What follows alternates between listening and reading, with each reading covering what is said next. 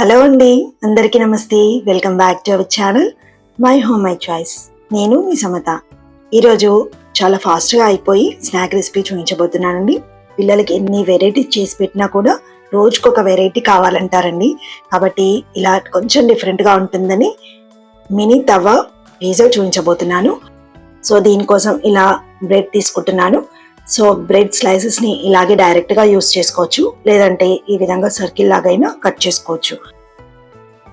So ఇక్కడ మీరు bread wheat bread అయినా తీసుకోవచ్చండి, అండ్ బ్రౌన్ బ్రెడ్ అయినా తీసుకోవచ్చు.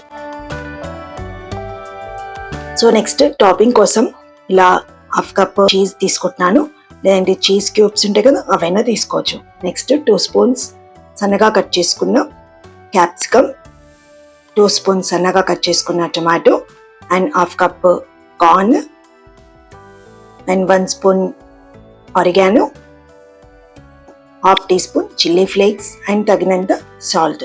సో ఇవన్నీ కూడా వేసుకొని కలుపుకోవాలి. దీంట్లో టాపింగ్ కోసం ఆనియన్స్ ఆర్ ఆలివ్స్ ఇలాంటివి ఏమున్నా కూడా మీరు యాడ్ చేసుకోవచ్చు.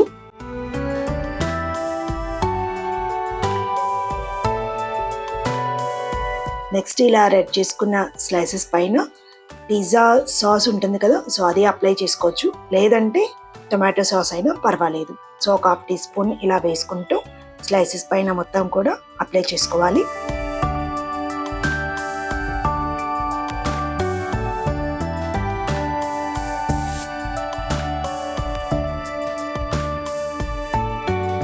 నెక్స్ట్ దీనిపైన మయోనీస్ సాస్ కూడా వేసుకుంటున్నానండి.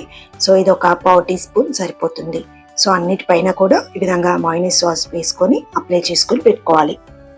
నెక్స్ట్ ఈ స్లైసెస్ పైన సో మనం టాపింగ్ ప్రిపేర్ చేసుకున్నాం కదా, దాన్ని ఈ విధంగా 1 స్పూన్ పెట్టేసుకుంటున్నాను. సో చీజ్ ఎక్కువగా ఇంట్రెస్ట్ ఉన్న వాళ్ళు ఇంకాస్త చీజ్ ఎక్కువ వేసుకున్నా బాగుంటుంది.